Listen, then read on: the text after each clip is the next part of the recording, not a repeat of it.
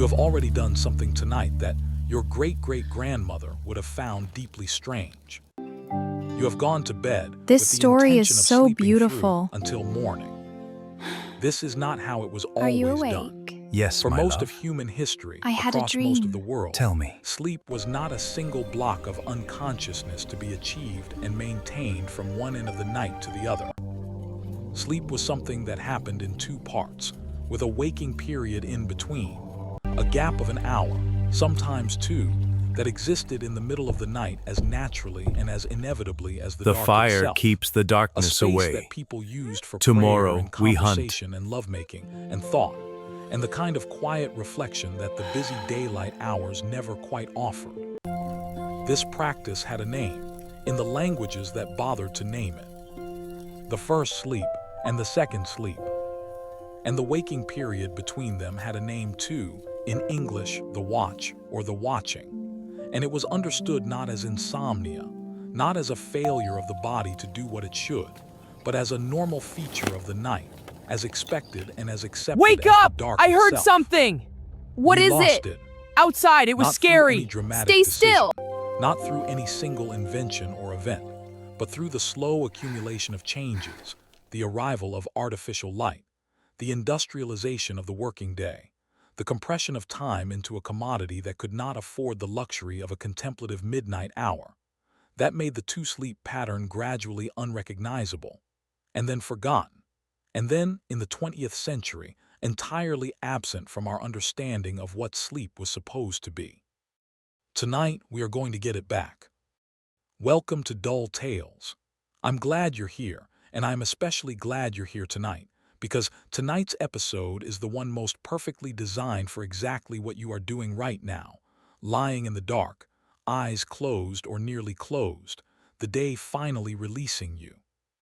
Tonight we are going to travel through the history of how human beings have slept, not the history of beds or bedrooms or the science of sleep cycles, though we will touch all of those, but the history of what the night actually felt like from the inside, for the people who lived in it before the electric light told them what to do with it. We are going to meet people who woke in the middle of the night and were not alarmed, who lay in the dark and thought their best thoughts and had their most honest conversations and felt, in the specific quality of the night's middle hours, something that we have largely lost access to. We are going to understand what they had. And perhaps by the end of tonight, you will understand what you are already doing, because some of you, the ones who wake at 2 in the morning and lie awake for an hour before drifting off again, are not broken. You are ancient. Get comfortable. Dim the lights further if there are lights to dim. This is the most personal episode we have done, and it is best received in exactly the position you are already in. Before the history, before the characters, before the candles and the monasteries and the medieval bedrooms, and the cold dark of a world without electric light, let me tell you something about the science, quickly, because the science is the thing that unlocks the history. The human body, left to its own devices without the intervention of artificial light, does not sleep in one continuous block. This was demonstrated in a series of experiments in the 1990s by a historian named A. Roger Eckerch, who spent 15 years combing through pre-industrial historical documents, diaries, court records, medical texts, prayer books, literature, and found, in documents spanning 5 centuries and multiple continents, consistent references to a pattern of sleep that no modern person would recognize as normal, but that every pre-industrial person apparently took entirely for granted. The pattern was this. People went asleep shortly after dark, slept for 3 or 4 hours, woke up, remained awake for an hour or two, then slept again until morning. The waking period was not considered insomnia. It was not considered anything except the middle of the night. People used it. They used it for things that the daylight hours, with their obligations and their witnesses and their social pressures, did not allow. They used it for the conversations they couldn't have in front of the children, for the prayers that felt different in the dark, for the thinking that required the specific quality of a mind, not yet fully awake, but no longer fully asleep, that liminal state, halfway between dream and reason, that the historical record suggests people valued enormously. This waking period even has a name in some of the sources, the dorveille, from the French, meaning the watch between sleeps, and the quality of thought it produced was considered, in the pre-industrial understanding of the mind, to be a specific and precious kai. ND of thinking more intuitive than daytime thought, more honest, less guarded, the kind of thinking that arrives without being pushed for. When the electric light arrived in the late 19th century, and the working day was standardized, and the night was illuminated, and the idea of a consolidated 8-hour sleep became the medical norm, the two-sleep pattern disappeared, not because the body had changed, but because the social and environmental conditions that had sustained it for tens of thousands of years were systematically dismantled. And then, when people woke at 2 in the morning and lay awake, they were told they had insomnia. They were told their sleep was broken. They were offered remedies. They were encouraged to sleep through, to consolidate, to achieve the unbroken block that the modern world had decided was the correct form of rest. What they actually had was ancient. What they actually had was the dorveille. But I am getting ahead of myself. Let me take you back. Let me take you to the people who lived this way, who knew the night in its full dimension, who used the watching hours for the things that watching hours were for. Let me take you to a woman named Margaret. Margaret is 34 years old. She lives in a town in the English Midlands in the year 1580, late Tudor England, a world of candles and tallow lamps, and the specific quality of darkness that exists in a pre-electric town at 2 in the morning, which is a darkness so complete and so comprehensive that a modern person encountering it would find it difficult to navigate even a familiar room. She goes to bed when the candle goes out. Not when she decides to go to bed when the candle goes out. The candle is the organizing principle of the evening, its burn time setting the limit on whatever activity the evening contains, and when it is exhausted, the evening is exhausted with it, and the household goes to bed. This is not experienced as a constraint. It is simply how the evening works, the same way that the sunrise organizes the morning. She sleeps with her husband Thomas in a bed that is, by the standards of their middling merchant household, a significant piece of furniture, a wooden frame, a wool mattress stuffed with straw and covered with a linen tick, wool blankets, and a coverlet that Margaret's mother made that has been on this bed since the marriage. The bed is the most expensive thing in the room. The room is the room where everything happens, sleeping, dressing, the storage of the household's valuables in the chest at the foot, occasionally the receiving of the specific category of visitor for whom the upstairs room is appropriate. The bed is in the corner away from the window, for warmth. She falls asleep easily. This is one of the things about sleep before the electric light that the historical record consistently suggests. People who worked physical days in unheated buildings in a world that required constant physical maintenance fell asleep quickly and completely. The problem of lying awake trying to fall asleep, the contemporary epidemic of sleep onset difficulty, is, in part, a luxury of the sedentary and the overstimulated. Margaret has spent the day on her feet, and the day has been cold, and the bed is warm, and she is asleep within minutes of the candle going out. She sleeps for approximately 4 hours. At around 2 in the morning, though she does not know it is 2 in the morning, because the clock is not in her room and she is not in the habit of measuring the night in hours, she wakes. She does not wake in distress. She does not wake from a nightmare or a pain or a sound from outside. She wakes the way a person wakes who has completed one portion of sleep, and the body has registered this completion and surfaced, as it naturally surfaces in the absence of the chemical suppression that total darkness eventually produces. She wakes into the specific quality of the night's middle, which is a quality of quiet and dark and warmth under the blankets and the sound of Thomas breathing beside her. She lies still for a moment. Then she thinks. This is what the watch is for, the thinking. The thinking that Margaret does in these middle hours is different from the thinking she does in the day. The day's thinking is responsive. It responds to what the day presents, to the children's needs and the household's requirements, and the conversations with neighbors, and the management of the money and the 100 small decisions that a merchant's wife makes before noon. The day's thinking is reactive and social and outward-facing, and it happens in the body and in the voice rather than in the quiet interior. The night's thinking is different.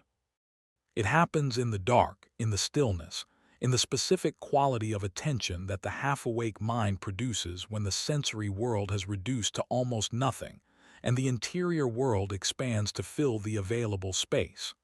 The thoughts that come in the watch are not chosen. They arrive, and they arrive with a clarity and a directness that the daytime's noise suppresses. Tonight Margaret is thinking about her sister. Her sister lives 2 days' journey away, in a town on the coast, and the last letter from her arrived 3 weeks ago with news that was concerning. Her husband's business not well, money difficult, a child sick and recovered but the recovery slow. Margaret has been thinking about this letter in the day's margins, in the corners of the practical attention. But in the day's margins there is never enough space to think about it fully, to let the worry open up and be examined, and turned over and seen from all sides. In the watch there is space. She lies in the dark and thinks about her sister, about the specific texture of her worry, which is different from the abstract category of concern, and contains within it the smell of her sister's house, and the sound of her sister's voice, and the memory of a particular afternoon from childhood that has nothing to do with the current situation, but keeps arriving alongside it, as memories do when the mind is working below the surface. She thinks about what can be done. She arrives, after perhaps 20 minutes of this thinking, at a conclusion, a specific, practical decision about what she will do, which is to write a letter tomorrow and to send with it a sum of money that she will take from the household accounts in the way that she manages the household accounts, which is with a completeness that Thomas is aware of and trusts. The decision is clear, and she feels the specific resolution of a problem thought through to its conclusion, the relaxation that follows completed thought. She turns onto her other side. Thomas, who has been awake for some of this time, who has his own watch thoughts, his own processing of the days and the weeks and the years' concerns shifts beside her. They are both awake now, in the dark, and they both know it, and this knowing produces the specific quality of the middle-of-the-night conversation, which is the most honest conversation that marriage offers. He says, in the low voice of the watching, "Are you thinking about your sister?" She says, "Yes." He says, "I thought you were. I've been thinking about the Coventry business." This is not the opening of a long conversation. It is an exchange of approximately 8 sentences, conducted in the specific register of the dark, the low voices, the lying still, the absence of the performed social selves that daylight requires. They say what they mean with a directness that the day's conversations often lack, because in the dark the performance is unnecessary and both of them know it. They make a decision together, also in approximately 8 sentences. Then they lie in the comfortable silence of people who have said what needed saying, and after a time they both drift back into the second sleep, which comes more gradually than the first and is sometimes deeper and sometimes lighter, and which is crossed, on the way in and on the way out, by the specific quality of consciousness that the half-dreaming state produces. Margaret's last thought before the second sleep takes her is about her sister's child, the one who was sick. The thought is not worried. It is something warmer, a hope, felt in the body rather than articulated, that the child is sleeping, that 2 days' journey away in a house on the coast her niece is in her second sleep, warm, recovering. She goes under. The night continues. The morning will come when it comes. Let me take you to a different night, a different person, a different use of the watching hours. Let me take you to a monastery. The monastery is in France, in the Loire Valley, a Benedictine community of perhaps 30 monks, and the year is somewhere in the 13th century. The monastic day is organized by the canonical hours, the 8 fixed times of prayer that structure the day from matins in the small hours to compline after dark. And the first of those hours, matins, is scheduled precisely in the middle of the first sleep. This is not an accident. The monastic tradition of waking for matins in the middle of the night is one of the clearest pieces of historical evidence for the two-sleep pattern. The rule that governs monastic life prescribes waking in the middle of the night for prayer as if this were simply a natural thing to do. And from the perspective of the pre-industrial body, it was a natural thing to do, because the body was already waking at that hour anyway. The monks were not being required to violate their natural sleep cycle. They were being given a structure for the time that the body was already providing. The monk who wakes for matins does not experience the waking as a disruption. He experiences it as the beginning of the most sacred part of the day. Brother Guillaume is 31 years old. He has been in this monastery for 9 years and he has been wacky. NG for matins for 9 years, and the waking has become as natural to him as the sunrise. It is simply what the night does at this point, what the body does, the emergence from the first sleep into the specific quality of the middle hours. He rises from his sleeping pallet. The monks sleep on simple straw pallets in a common dormitory, which is cold in winter, and which has the specific quality of the sleeping sounds of 29 other bodies as its ambient soundscape. And he pulls his habit over the lighter garment he sleeps in and finds his sandals in the dark by feel, and he moves through the dormitory toward the night stairs that lead to the choir. The night stairs. This is a physical feature of many medieval monastery buildings that deserves a moment. A specific stairway, built for this purpose, connecting the monks' dormitory directly to the choir of the church, designed to allow the community to move from sleeping to prayer with the minimum possible disruption to the quality of the night. The night stairs are narrow and dark, and descended by feel, and by the accumulated memory of 9 years of this particular descent, and they lead Guillaume into the choir, where the candles are being lit by the brother who rose a few minutes before to prepare. The choir fills gradually, 30 figures emerging from the dark in their dark habits, finding their places in the stalls, the community assembling in the middle of the night for the oldest of its practices. Then the chanting begins. Gregorian chant at 2 in the morning in a stone monastery in the Loire Valley, in the 13th century, in the dark.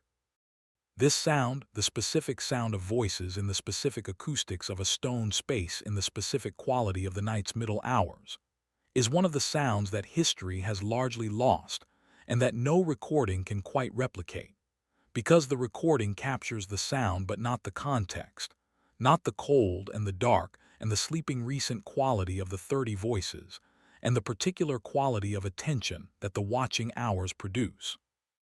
Guillaume chants. He chants the psalms that he has been chanting for 9 years, the words so deeply embedded in him that they require no conscious effort, the voice finding them automatically while the mind behind the voice is elsewhere, in the specific state of prayer that the tradition calls contemplation, which is not thought exactly and not sensation exactly, but something that partakes of both. A quality of open attention directed at something the mind cannot fully hold and does not try to hold, but simply orients toward, the way a plant orients toward light without being able to see it. He is not thinking about anything. Or rather, he is thinking in the specific way that the middle of the night and the chant and the cold and the accumulated 9 years of this practice have built in him. A thinking that is not analysis or planning or worry but something more like receptivity, the mind at its most open, the interior at its widest. Something arrives. He cannot say what it is when it arrives. He will not be able to say afterward. He knows that it arrived the way you know that a dream contains something important even when the specific content has gone. What he can say is that in the middle of matins in the second psalm, in the specific dark of the choir at 2 in the morning, something shifted, some understanding or some feeling or some quality of clarity that was not there before the night began, and that will be with him when the morning comes, changed subtly but changed. This is what the monks are doing in the middle of the night, not just fulfilling an obligation, not just maintaining a rule, finding the thing that the middle of the night provides to a mind that is open enough and quiet enough to receive it. The chanting ends. The community files back up the night stairs. They return to their pallets. The second sleep takes them, one by one, into the deep quiet of the pre-dawn hours. Guillaume's last thought before sleep is not a thought. It is the continuation of the thing that arrived during the chanting, held gently in the space between waking and sleep, where the dreaming mind will take it somewhere he cannot follow. He goes under. The monastery settles. The Loire Valley is dark and still. Let me now take you further back, much further back, to the place where the two-sleep pattern began, or rather to the place where it was simply a feature of existence that nobody had yet named, because naming it would have required the existence of a world where it was otherwise. The year is approximately 70,000 BC. I know this is a large jump. I know that 70,000 BC is not a year so much as a gesture at a time, a rough coordinate in the vast unmeasured landscape of human prehistory. But let me take you there anyway, or as close to there as the imagination can reach, because the question of when the two-sleep pattern began is the question of when. Human beings first had nights, and the answer is, always. This is what the human body does in darkness. This is what it has always done. A woman named, we will call her Sira, a name that means nothing specific in any language but that is warm in the mouth, is sleeping in a rock shelter on the southern coast of what will eventually be called Africa. The shelter is a shallow concavity in a cliff face above a beach, large enough for perhaps 12 people, and the fire that is built near the entrance, far enough back that the wind off the sea does not extinguish it, but close enough to the opening that the smoke can escape. The fire is tended through the night, tended without being consciously tended, someone always waking when it needs fuel, the community maintaining the fire with the specific collective unconscious competence of a group that has been doing this for generations enough that it is simply part of what the night does. Sira is sleeping beside her children. She sleeps with them the way that all pre-agricultural mothers sleep with their children, which is to say with them, physically, the children's bodies nested against hers in the specific configuration that maintains warmth, and that allows the sleeping body to monitor the children's temperature and breathing with a background sensitivity that persists through sleep, the mother-specific attentiveness that never fully sleeps even when the mother does. She wakes at approximately the same time that Margaret wakes, 15,000 years in the future, at the body's natural stirring point, 4 hours into the first sleep, the completion of the first sleep cycle registering in the body as a lightening, a surfacing. She opens her eyes. The shelter is dim with the fire's glow. Around her, other members of the group are in various stages of the same waking, some already up, sitting near the fire, speaking in low voices. One of the elder men looking out at the night ocean, which is audible as a constant presence, the sound of the waves on the beach below providing the night's ambient sound. A young man is using the waking period to sharpen a tool, the specific scraping sound of stone on stone in the dark, a sound that has accompanied this particular communal watching for decades. Nobody is alarmed. Nobody is trying to go back to sleep. The waking is simply the waking, the middle of the night doing what the middle of the night does. Sira nurses the younger child, who has stirred in the waking. She looks at the fire. She looks at the older child sleeping beside her, the child's face in the firelight. She thinks not in language, not yet, not in the way that you and I think in language, though the capacity for language is building in the human brain with a slowness that spans generations, but in whatever precursor to language carries the content of care and attention and planning, and the specific quality of a mother's watching of a sleeping child. The group is quiet in the specific way of people who are comfortable with the dark and comfortable with each other and comfortable with this hour, which is their hour, the hour that the day does not own. After a time, the fire is built up slightly. The conversations, such as they are, settle into silence. The children sleep on. The adults return to their sleeping positions one by one, the second sleep beginning to pull them down. Sierra lies back beside her children. The ocean continues its conversation with the shore. She goes under. The shelter is quiet. This has been happening for as long as people have been sleeping, which is as long as people have existed, which is long enough that calling it ancient is the most accurate word in the language. You are ancient. Let me come back now to the history of how we lost this. The loss did not happen overnight, which is, when you think about it, appropriate. It happened in layers across centuries, each layer adding another reason why the two-sleep pattern became less available, less supported, less practiced, until it became invisible. The first layer was fire.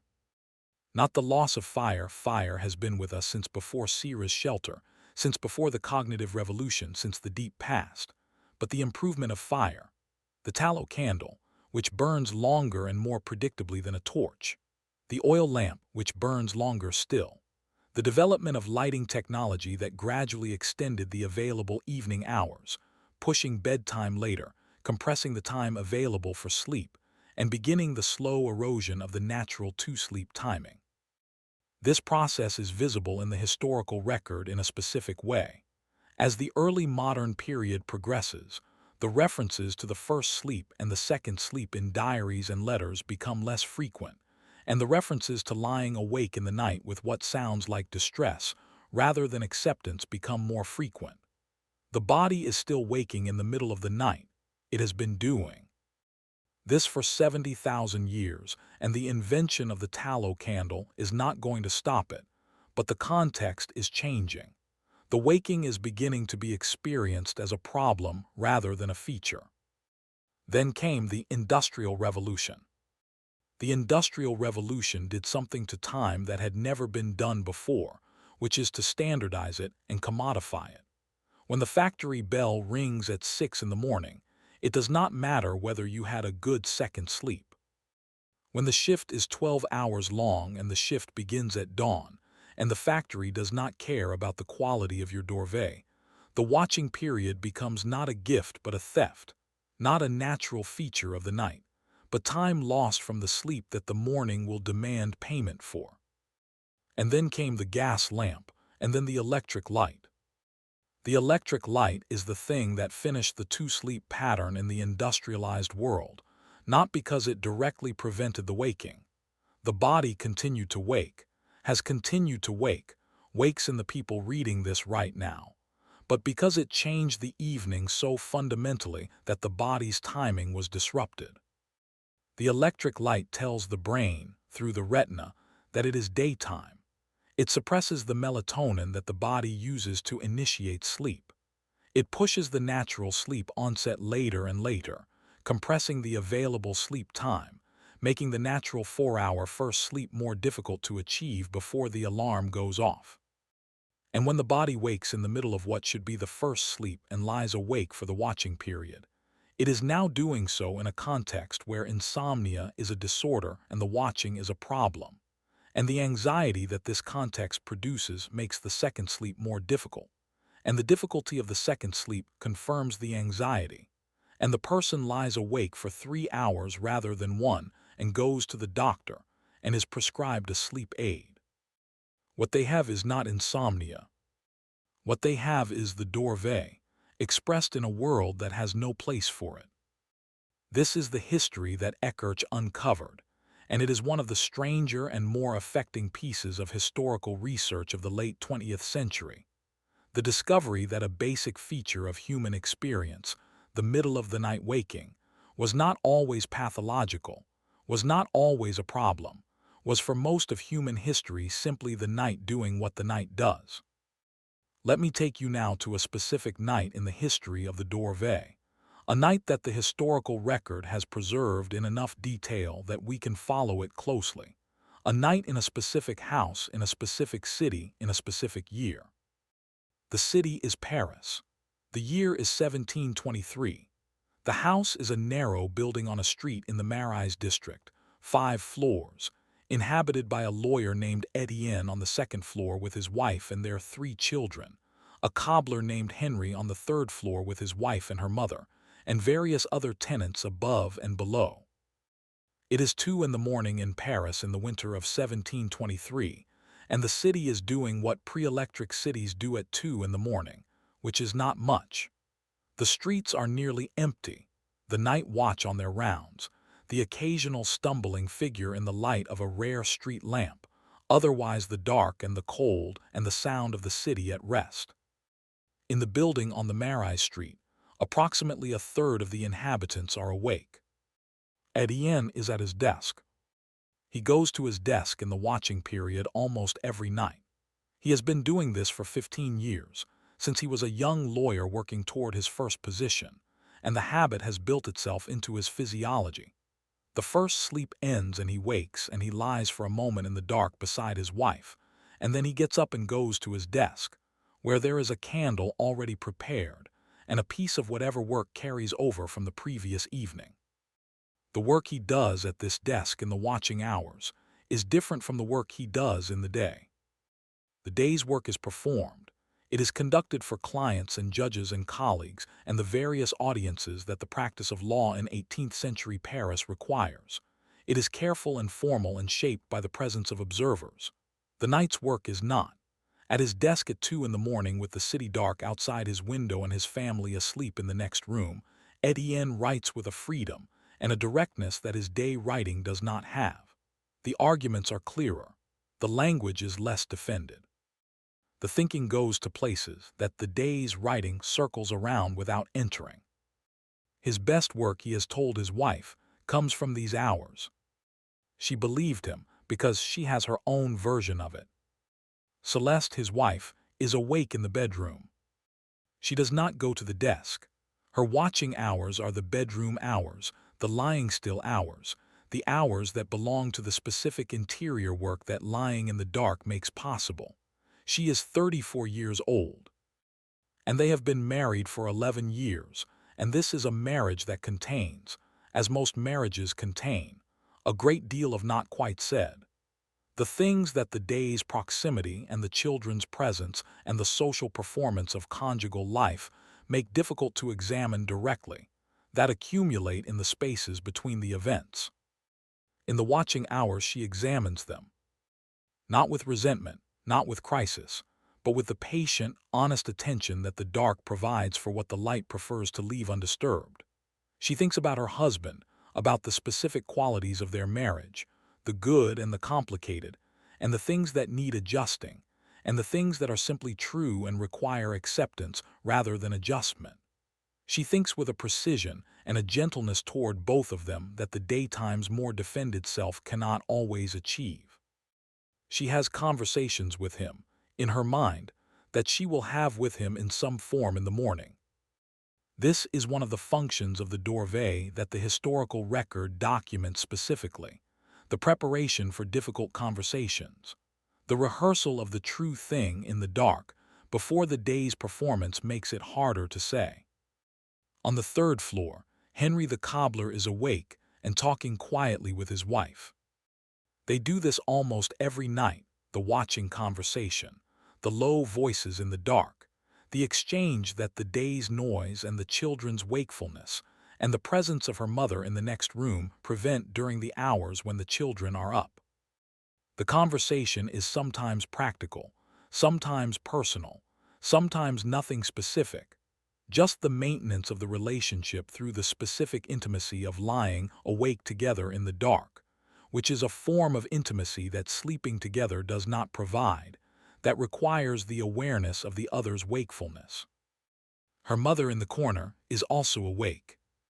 She is 73 years old and she has been waking in the night for 73 years, and she has learned over those years to use the waking for prayer, which she does with the specific quality of an old woman's prayer, not the structured prayer of the liturgy, not the careful formal language of the Mass, but the private address that 73 years of familiarity with the divine produces, the conversation of someone who has been talking to God long enough to do it without a text. She lies in the corner and prays and listens to her daughter and son-in-law's low voices and feels, in the watching hours of a winter night in Paris in 1723, the specific contentment of a woman who is old and warm and in the company of people she loves and who has lived long enough to know that this warmth, this dark, these voices, this prayer, is the substance of what a life is. She will be asleep before the conversation ends. The building is quiet. 2 in the morning in Paris.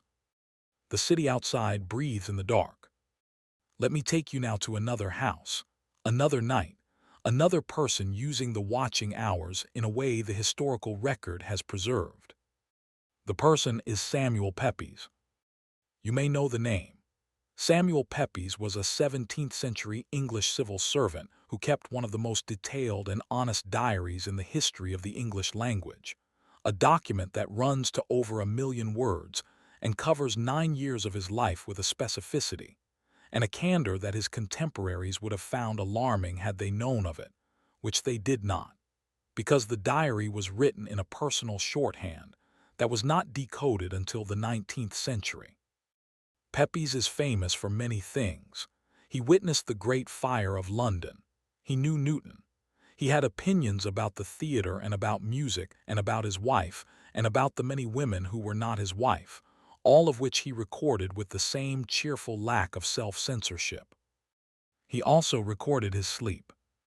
And in the diary's pages, throughout the 9 years of its running, there are references to the first sleep and the second sleep, and the waking period between them so consistent and so matter-of-fact that they constitute one of the clearest pieces of evidence for the normalcy of the two-sleep pattern in 17th-century England. Pepys woke in the night, and he used the time. He used it for thinking about business, which was always on his mind. He used it for composing the mental arguments he would have the next day with his superiors at the Navy Board. He used it for thoughts about his wife Elizabeth that were sometimes loving and sometimes concerned, and sometimes guilty, and sometimes all three simultaneously. He used it, on the nights when she was awake too, for conversations in the dark that he recorded the following morning, with the specific warmth of a man who understood the value of what the night had given him.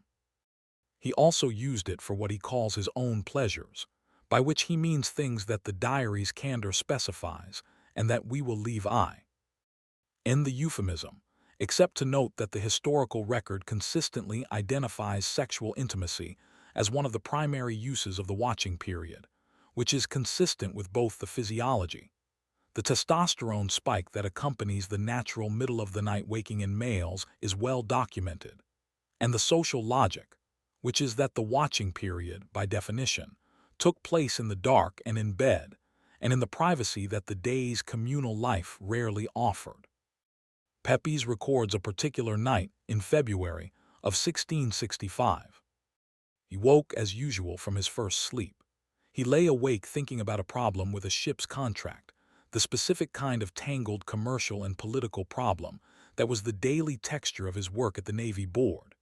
He turned the problem over in his mind for perhaps half an hour, finding in the watching hours a clarity he had not had in the previous afternoon's meeting. The solution arrived, or something like it, and he felt the specific satisfaction of a problem resolved in the night. Then he woke his wife.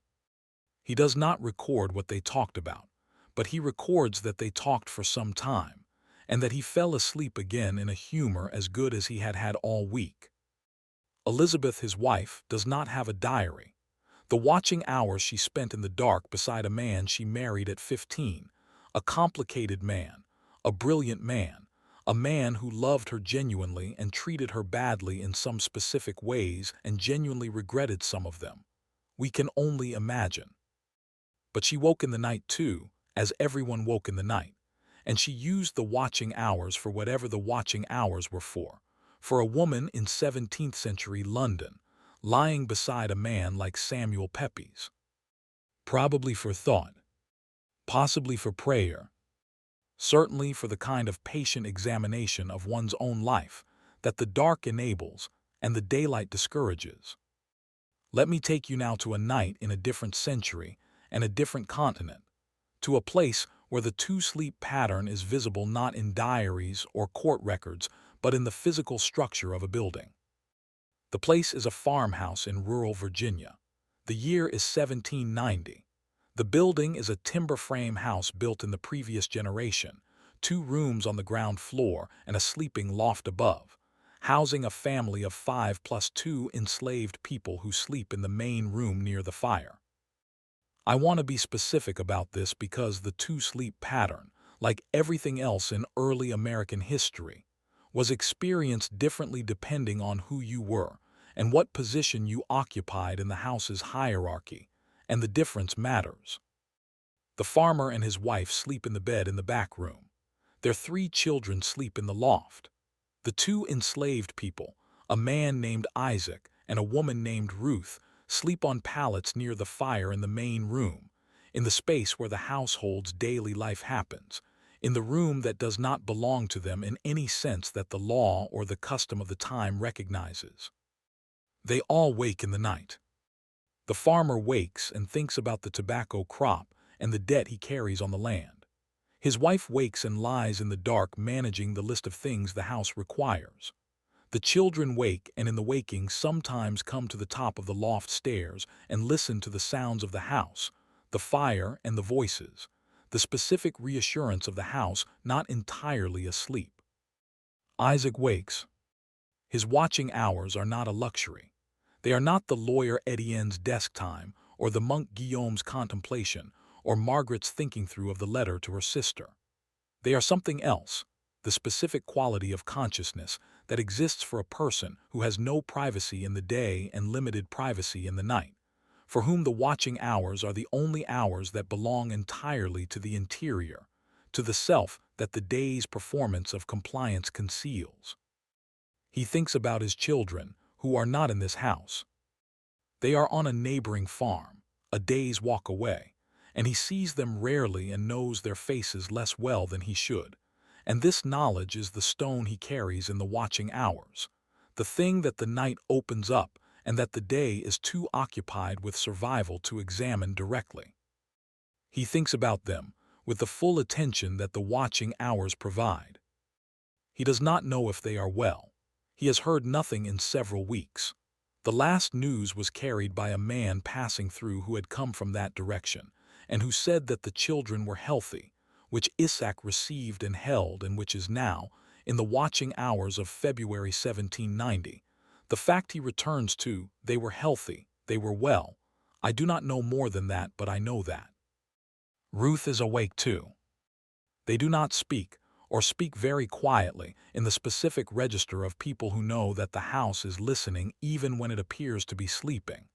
But the awareness of each other's wakefulness is itself a form of company, the acknowledgement in the dark that both of them are here, both of them in the watching, both of them carrying what they carry through the night. Ruth thinks about her mother, who she has not seen in 4 years. She thinks about her mother with a completeness and a tenderness that the day's labor does not allow, and the thinking is also grief, and also the specific human activity of maintaining a relationship with someone who is absent, keeping the relationship alive in the mind, refusing the absence, insisting on the presence of someone who is not present through the sheer act of continued attention. This is also what the watching hours are for. Not only for the comfortable, not only for the lawyer with his candle, and the monk with his psalms, and the merchant's wife with her thoughts about her sister. For everyone.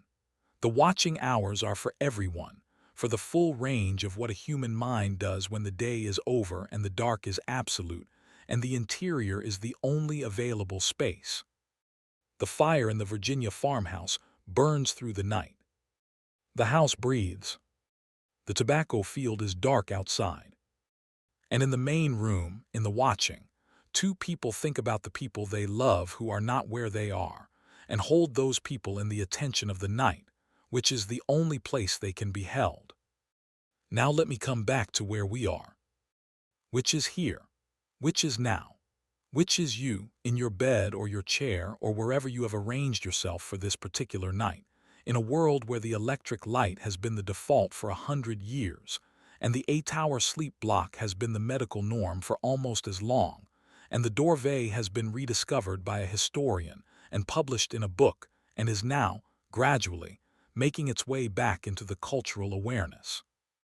You may be someone who wakes in the night and lies awake for an hour and then falls back asleep. You may have been told, or may have told yourself, that this is insomnia, that it is a problem, that the hour of wakefulness is a failure of sleep rather than a feature of it. I want to tell you something. That waking is 60,000 years old. The specific quality of consciousness you experience in the middle of the night, the thoughts that arrive unasked, the clarity that the dark produces, the particular quality of attention that exists when the sensory world has reduced and the interior has expanded. This is not insomnia. This is the Dorvey. This is the thing that Margaret used for her letter and Guillaume used for his prayer and Pepys used for his contracts and Etienne used for his legal arguments, and Ruth used to hold her mother present in the dark. This is the night doing what the night has always done. The question that this history raises is not why do I wake in the night, but what do I do with it? And here the historical record is consistent and clear. The people who used the watching hours used them. They did not fight the waking or try to force themselves back to sleep. They accepted the waking as the night's invitation to the interior, and they went. They went to prayer or to thought or to conversation or to the desk or to each other. They went to wherever the watching led, and they stayed until the second sleep came for them, which it always did, which it always does. Let me show you more of what they did. Let me take you to a room in Amsterdam in 1650. The room belongs to a woman named Grietje, a cloth merchant's wife, 42 years old, practical in the specific way of Dutch women of her class and century. The tradition of the Dutch housewife in this period includes an accounting precision and a domestic management competence that has its own cultural honor. The famous cleanliness and organization of the Dutch household a point of national pride rather than mere domestic virtue. Grietje's watching hours are organizational. Not in a joyless way, not in the way that staying up late to work is joyless, but in the specific way that a mind ordered toward practical management is a mind that finds genuine pleasure in the well-run list, the correctly balanced account, the problem identified and resolved. She wakes from her first sleep and she lies in the dark, and she runs through the household's accounts in her mind, the month's purchases and the month's income, and the surplus or deficit that the running produces. And the running is pleasant, the numbers working out to their conclusions with the specific satisfaction of arithmetic done correctly. She also composes letters. She keeps a small notebook by the bed for this purpose, and in the watching hours she sometimes lights a small lamp, the specific lamp kept for this purpose, a small rush light that produces barely enough illumination to write by but enough, and she writes down the ideas and the plans and the passages of letters that have arrived in the watching, so that they are there in the morning rather than dissolved by the second sleep. The notebook. K is one of the physical artifacts of the two-sleep practice. The bedside notebook, the pen within reach, the small light available. These items appear in household inventories of the pre-electric period with a consistency that suggests their function was understood, that the recording of watching our thoughts was a common enough practice to generate the infrastructure for it. Her husband sleeps through. Not everyone used the watching period, not deliberately. Some people woke and lay quietly and went back to sleep without the specifically active inner life that Griette and Etienne and Guillaume brought to it. The watching period was available to everyone, but not everyone used it in the same way, and the degree to which it was valued and cultivated varied with temperament and education, and the specific shape of a life's demands. But for Griach, it was the best hour of the day, the only hour that was entirely hers. 42 years old, in a marriage that was practical and adequate rather than ardently close, in a household that ran on her management and acknowledged it in the particular way that competence is acknowledged in a world that depends on it, with reliance rather than with explicit gratitude. The household depended on her completely and thanked her rarely, and she did not expect gratitude, and she was not bitter about its absence. But there was a cost, and the cost was the absence of any hour that was not organized around someone else's need. Except the watching hour. In the watching hour, Griach was alone with her own mind, in the dark, under the blankets with the small lamp or without it, thinking whatever she needed to think and writing it down or not writing it down and being, for approximately 90 minutes every night, simply herself, not the household manager, not the merchant's wife, not the mother, not the daughter-in-law herself in the dark with her thoughts. She valued this more than she could have said. She would not have used the word freedom. The concept of sleep as a site of freedom was not available to her in those terms, but something in the quality of her sleeping posture, the way she settled back into the bed after the watching, the specific quality of the second sleep's arrival, something in all of that suggests a woman who has had what she needed and is now ready to give it back. She goes under. The Amsterdam house is quiet. The canal outside moves in the dark. Now let me take you to the last scene of the watching hours, before we begin to slow down towards sleep. Let me take you to a child. The child is 8 years old. His name is Will. He lives in a village in rural England in 1720, the son of a blacksmith, a household that is prosperous enough and warm enough and organized around the rhythms of the forge and the farm and the church and the seasons. Will wakes in the night with the reliability of a clock, the same hour every night, give or take, his first sleep complete and his body surfacing into the watch with the natural ease of someone whose body has been doing this his entire life and knows no other way. He lies in the bed he shares with his 2 brothers.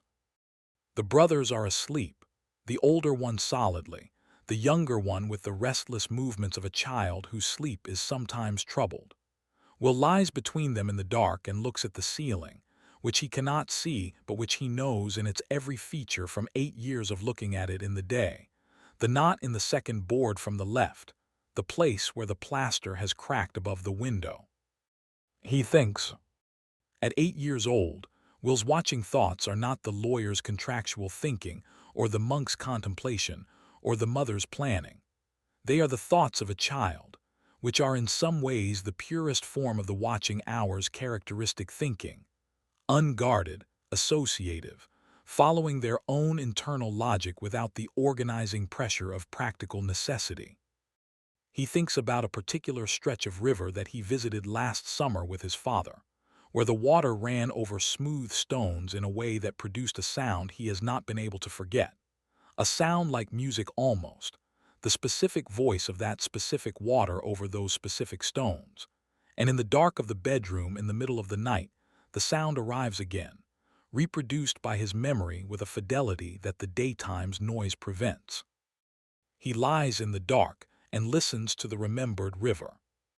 He does not know that this is one of the more ancient things a person can do, that the watching hours have been used for this, for the interior maintenance of things beautiful, for the preservation in memory of experiences too valuable to risk losing in the ordinary forgetting that the day produces, for as long as there have been people to lie awake and remember.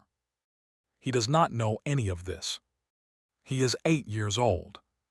He lies in the dark between his brothers and listens to the river, and after a time the rive becomes something else, something that is part dream and part memory, and part the specific quality of the half-asleep mind that the second sleep's arrival produces, and then the something else dissolves and he is asleep. The river continues in his dream. The village is quiet. The forge is cold until morning. The night breathes. Let me tell you now what the watching period was doing in the brain. Not the 17th century understanding of what it was doing, which was prayer and contemplation and the movement of the humors. The 21st century understanding, which is different and which does not replace the older understanding, but adds another dimension to it. The human brain, in the period between the first and second sleep, is in a state that neuroscientists call the hypnagogic state, the threshold state, the liminal state, the state between waking and sleeping in which the normal boundaries between the brain's processing modes are more permeable than usual. In this state, the brain is doing something extraordinary. It is moving between the analytical processing of the waking mind and the associative, image-based processing of the dreaming mind. And in the movement between them, it is doing both simultaneously, accessing both modes at once in a way that neither pure waking nor pure dreaming allows. This is why the watching hours produce the kind of thinking they produce. The clarity that Margaret felt when she resolved the question of her sister, that was the analytical mind freed from the anxiety that daylight and social pressure attached to analysis. The intuitive leap that arrived for Guillaume during the psalm, that was the associative mind operating in the register that the waking mind cannot access directly. The legal arguments that crystallized for Etienne at his desk, the combination of both modes, the analysis powered by the dream logic's ability to see connections that the rigid waking mind misses. The brain in the watching hours is doing what the brain is best at, which is what it was built to do, which is integrate. The sleeping brain integrates the day's experiences, consolidates memories, runs the maintenance programs of the biological system. The waking brain solves problems and plans and communicates. The watching brain does both at once, in the specific threshold state that the middle of the night provides, and this is why the people who used the watching hours were not wasting their time lying awake. They were using their brains in the most sophisticated and creative mode available to them. They did not need the neuroscience to know this. They knew it through experience, through the accumulated wisdom of generations of people lying awake in the dark and noting what the dark produced. They knew it the way Grieach knew that the watching hour was the best hour of her day, the way Etienne knew that his best work came from these hours, the way the monk knew that the prayer at 2 in the morning reached something that the prayer at 9 in the morning did not. They knew it in their bones. Now let me take you through the history of sleep more broadly, through the beds and the bedrooms and the sleeping arrangements of the centuries. Because the watching period did not happen in a vacuum, and the physical context of where people slept shapes the experience of how they slept and what the waking meant. A woman named Isabella is sleeping in a medieval castle in France. The year is approximately 1300. She is the wife of a minor lord, which means she lives in a stone building of considerable size that is, by the standards of the building she occupies, comprehensively cold. The castle is cold in the way that stone buildings without central heating are cold, which is to say, the cold is a presence rather than an absence, something that the building contains rather than simply fails to exclude, a quality of the stone itself that no amount of fire can fully overcome. She sleeps in the bed. The bed, in a medieval castle, is a different object from the furniture we mean by the word today. It is large, very large, because it contains not just Isabella and her husband, but depending on the night potentially also children, servants, guests, and visiting family members. The bed being understood as a social space as much as a sleeping space, a place where bodies aggregate for warmth and security rather than a private retreat for two specific people. The curtains around the bed are not decorative. They are functional, thick fabric panels that can be drawn around all four sides of the bed frame to create a small enclosed space that retains body heat, a bed within a room that has a significantly higher temperature than the room itself. Inside the curtain bed, with 4 or 5 bodies generating heat and the curtains containing it, the temperature is survivable. Outside the curtain bed, in the stone room in January, the temperature is considerably less so. Isabella sleeps I. inside the curtained bed. She wakes in the watching hours as she always wakes, from the first sleep. The quality of her waking is different from Margaret's waking in the Tudor merchant's house, or Sierra's waking in the African rock shelter, or Will's waking in the village blacksmith's home. It is not different in the biological mechanism, the body waking at the completion of the first sleep cycle, the natural surfacing, but in the social and physical context. She is inside the curtains. Around her, within the curtain space, are her husband and two of her women, the ladies who share her sleeping arrangements, as is normal for her class and century, because sleeping alone is in this period not a luxury but a vulnerability, the presence of bodies in the bed a security measure as well as a warmth measure. She lies in the dark, inside the curtains, and listens.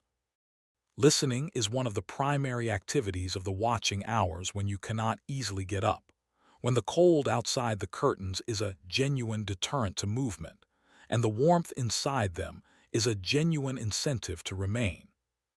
She lies and she listens to the sounds of the castle, the guards' movement on the walls, which she knows by sound and by the quality of it can tell whether the night is quiet or whether something is happening that requires attention.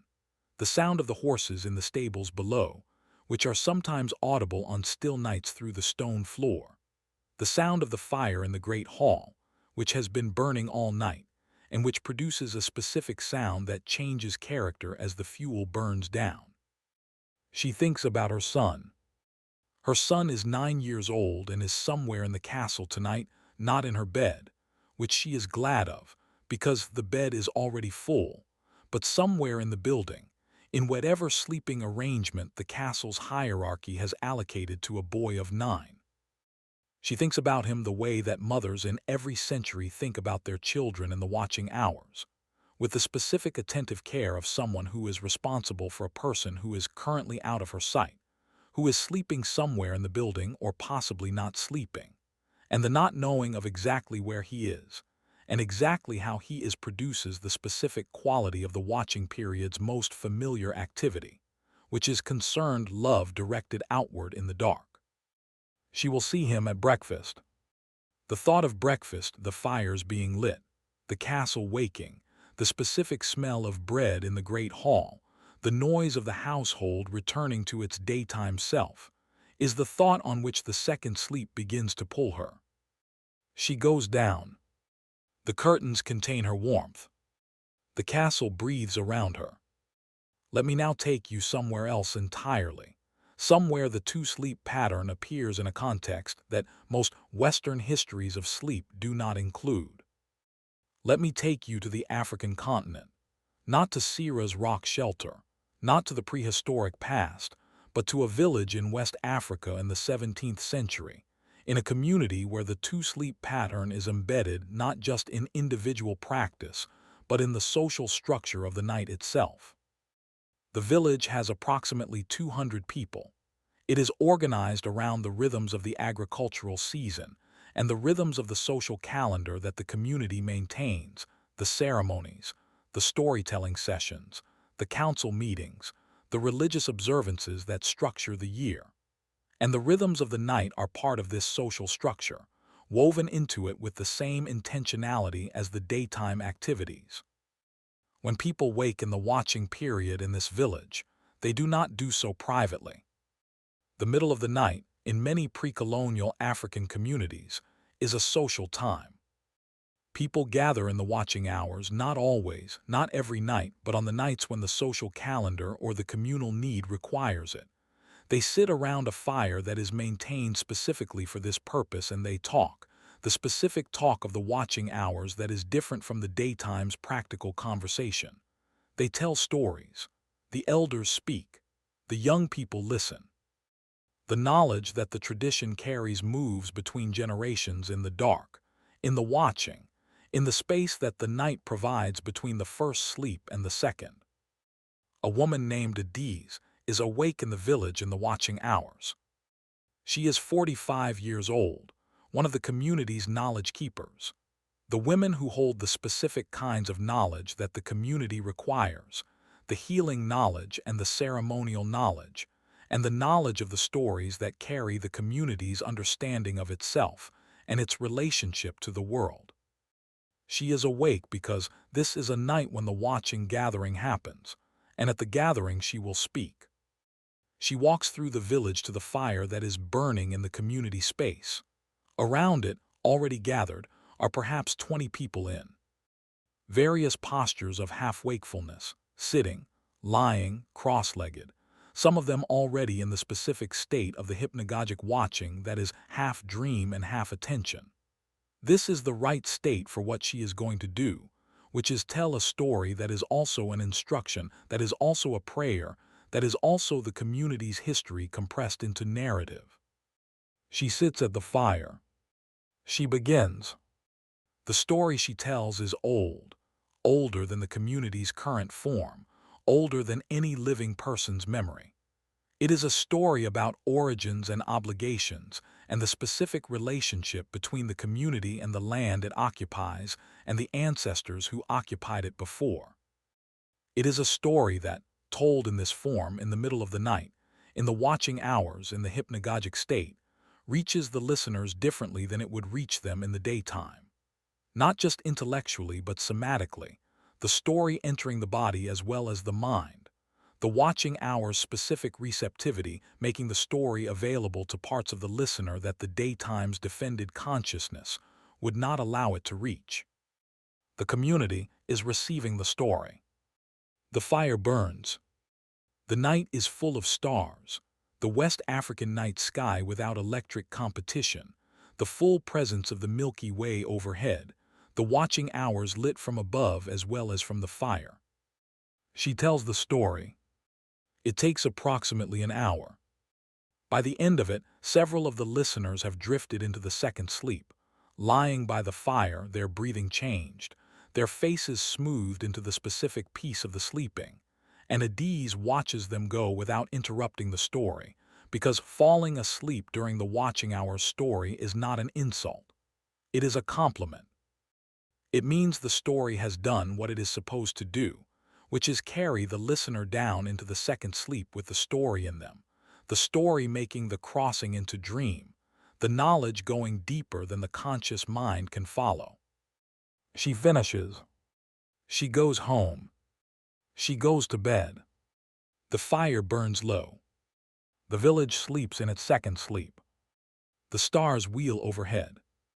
This is the two-sleep pattern in its most fully social form, not the private interior activity of the European merchant or the monastic choir or the child listening to the river, but the communal activity of a people who have organized their social structure around the night's natural rhythm, who have built the watching hours into the architecture of their collective life. It is not more authentic than the private forms. It is not less authentic.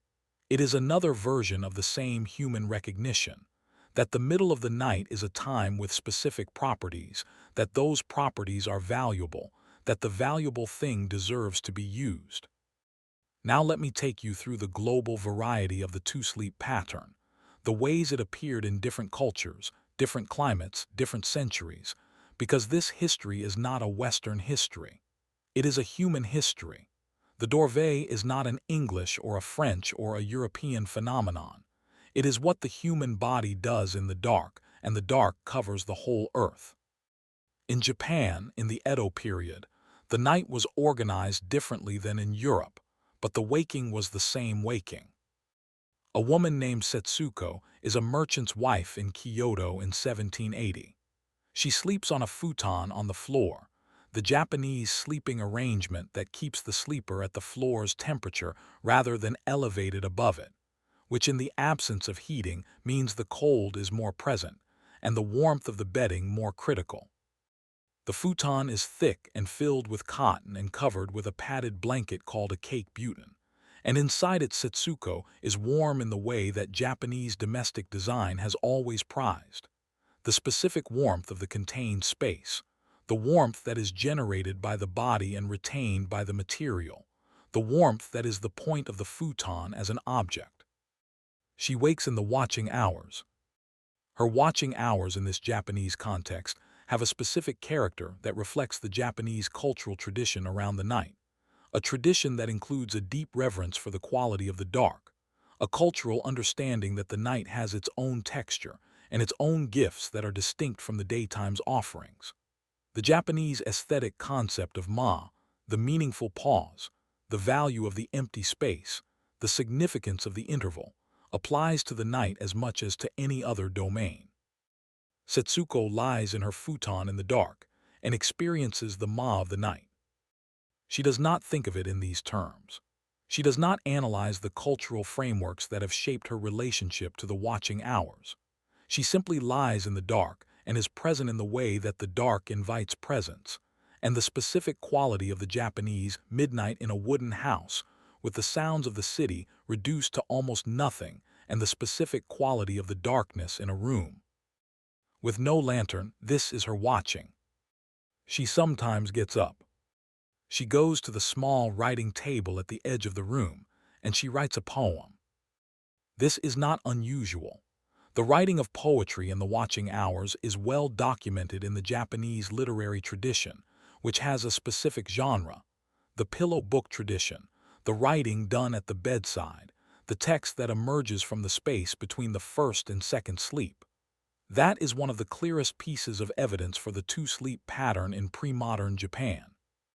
The poems written in the watching hours have a specific quality that the Japanese tradition recognizes and values: a dreamlike precision, a clarity that is not the daytime's clarity, a directness that the defended waking mind would soften.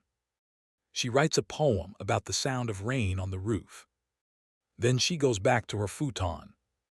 The second sleep takes her quietly, the poem still present, the rain still on the roof, the two things, the poem and the rain, continuing their relationship in the dreaming. In India, in a village in the Deccan Plateau in the 18th century, the watching period has its own form. A man named Ramesh is a farmer, 40 years old, who has been waking in the night since childhood and who uses the waking for a practice that his tradition has given him. A form of meditation that is specifically designed for the middle of the night, a practice that his father taught him and his father's father before that, the specific form of wakefulness that sits at the intersection of the meditative tradition and the natural waking of the body. He sits, not in the formal posture of the daytime meditation practice, not with the structured attention of the morning's puja. He sits in the specific way of the middle of the night, loosely, in the dark, on the edge of the sleeping mat, his back straight but not rigidly so, his eyes open but not seeing anything, his mind in the watching state that is neither the daytime's focused attention nor the dreaming mind's dissolution, but something in between. He sits for approximately an hour. In that hour, he is doing what his tradition calls the practice of the gap, the inhabiting of the space between thoughts, the cultivation of the specific quality of awareness that is awareness without an object, which the tradition holds is the most direct form of awareness available to the incarnate human mind, and which the watching hours, with their natural emptiness and their specific quality of consciousness, make more accessible than almost any other time. He is not thinking. He is not praying. He is being present in the dark, in the watching, in the gap between the first sleep and the second, in the space that his tradition has recognized and cultivated and built a practice around for centuries. After an hour, he lies down.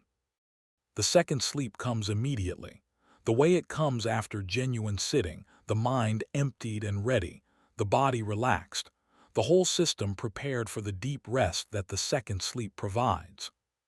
He is asleep before his head is on the mat. In China, in the Song dynasty, a scholar named Wei is awake in the watching hours. He is 48 years old, a government official, a man of Confucian education and practice who has spent his adult life in the specific way of the scholar official: long days of administrative work, long evenings of study, the cultivation of the self through the classical texts that constitute the tradition's curriculum.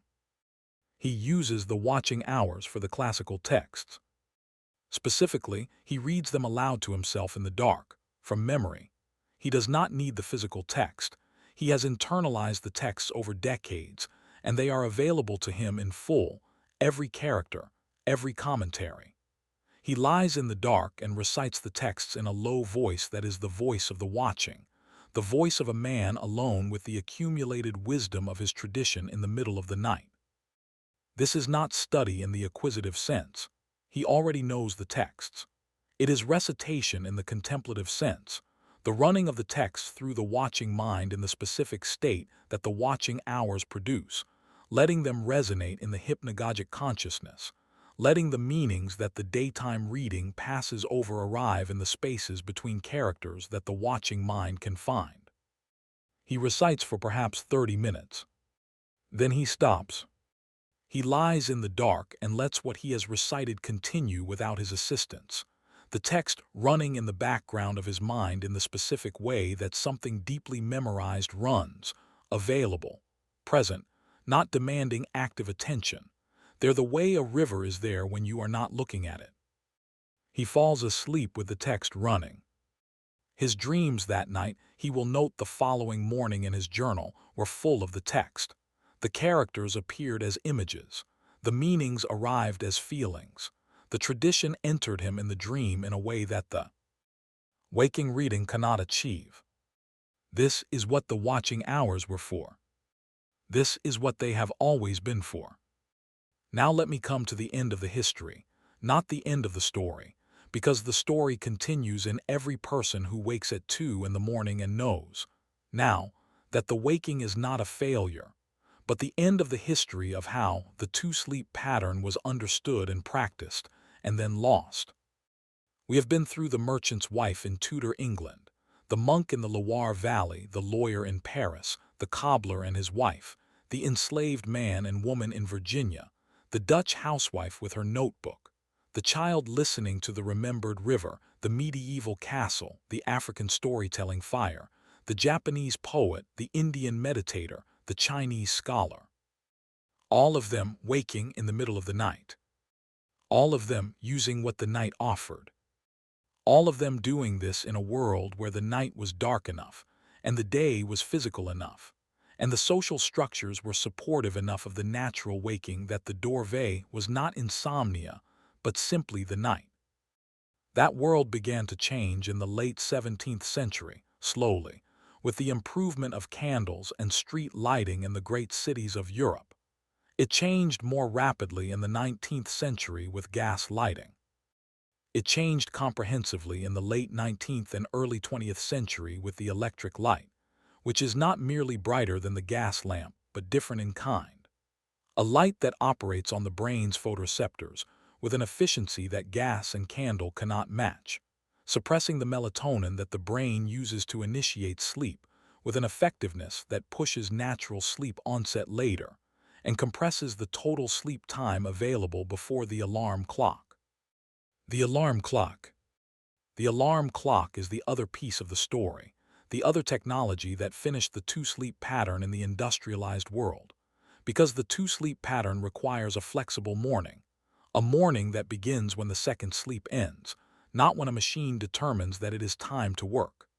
The pre-industrial morning began when the body was ready, which was after the second sleep's completion, which varied with the season and the individual and the night's events. The industrial morning began at a fixed time, determined by the factory bell or later the alarm clock, and the fixed time was not calibrated to the body's sleep cycle and did not care whether the second sleep was complete. The compressed, disrupted, alarm clock morning made the two-sleep pattern expensive. The watching period, which had been an asset, the hour of best thinking, the time of the dorvée, became a liability. An hour of wakefulness in the middle of the night, in a world where the alarm goes off at 6 regardless, is an hour stolen from sleep. And the anxiety that this calculation produces makes the second sleep harder, and the harder second sleep makes the anxiety worse, and the worse anxiety produces what we now call insomnia. What we call insomnia is, in many cases, the dorvée without its context. Eckert's research, published in his 2005 book At Day's Close, Night in Times Past, made this argument explicitly and carefully. He traced the disappearance of the two-sleep pattern through the historical record, watched it fade from diary references in the 18th century, become infrequent in the 19th, and disappear entirely in the 20th. He documented the simultaneous rise of sleep complaints in the medical literature. He traced the connection between the loss of the two-sleep pattern and the emergence of insomnia as a significant category of medical complaint. The argument is not that all insomnia is the Dorvay. Insomnia is a complex condition with multiple causes, many of them having nothing to do with the historical sleep pattern. But some of what we call insomnia, he argues, is the body doing what it has always done, in a world that has removed the conditions under which that behavior was functional.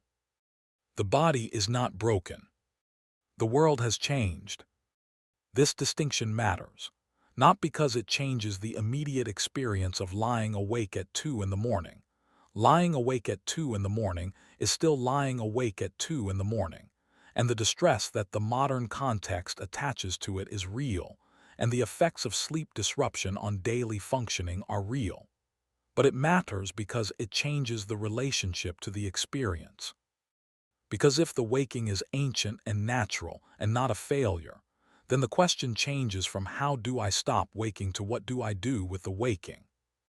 And if what you do with the waking is use it, lie in the dark and think, or pray, or notice, or compose, or remember, or simply be present in the specific quality of the night's middle, then the waking may become what it was for Margaret and Guillaume and Setsuko and Wei and the others. Not insomnia. The Dorvay. The watch. The idol of the night, doing what the middle of the night has always done. Let me tell you one more story before we close. The story is recent. It is about a woman named Claire, who is not a historical figure but a composite, drawn from the accounts of people who have read Eckertch's research and recognized themselves in it, who have woken in the night for years believing something was wrong with them, and have discovered, in the history of the two-sleep pattern, that something was not wrong but ancient. Claire is 41 years old. She is a teacher. She has been waking at approximately 2 in the morning since her mid-30s, lying awake for an hour, often an hour and a half, before falling back to sleep. She has been told she has insomnia. She has tried sleep hygiene protocols and melatonin and avoiding screens before bed. Some of these things have helped somewhat. None of them have stopped the waking. She read Eckertch's book on a recommendation from a friend who had read an article about it. She read the chapter about the Dorvay. She read the descriptions of the watching hours, the prayer, the thinking, the conversation, the specific quality of the middle-of-the-night consciousness. She read Pepys's diary entries. She read the descriptions of the hypnagogic state. She read the analysis of the Industrial Revolution's effect on sleep timing. She recognized herself. Not the pathological version, not the insomniac who lies awake in anxiety, which she was when she believed the waking was a failure, but the pre-industrial version, the person whose body was doing what bodies have always done in the dark, in the specific interval between the first and second sleep. She stopped fighting it. She started using it. She does not get up. She does not go to a desk. She does not light a lamp or pick up a phone. The phone is in the other room now, which was the first change she made. She lies in the dark when she wakes, and she uses the specific quality of attention that the watching hours produce. She thinks. She thinks about the things that the day leaves incomplete, the half-formed ideas, the unresolved conversations, the observations that arrived during the day and didn't have space to be processed. She lets them arrive in the dark, and she holds them in the specific attentive way of the watching mind, which is different from daytime thinking in the way she now understands it to be different. And after a time, something resolves or something arrives or something that was stuck becomes unstuck, and she goes back to sleep. She goes back to sleep in approximately 90 minutes. This is longer than the historical watching period, which averaged around an hour. But she is operating in a world with more light than the historical world, with more stimulation, with a body whose sleep timing has been disrupted by decades of artificial light. The watching period has been extended by the disruption, as Eckert's research would predict. But it is the doorway. She is doing what Margaret did in 1580, what Guillaume did in 1250, what Setsuko did in 1780, what Will did in 1720. She is doing what Sira did in a rock shelter on the African coast 60,000 years ago, lying beside her children in the dark, using the watching for whatever watching is for. She wakes, she lies in the dark, she thinks, she goes back to sleep. Ancient.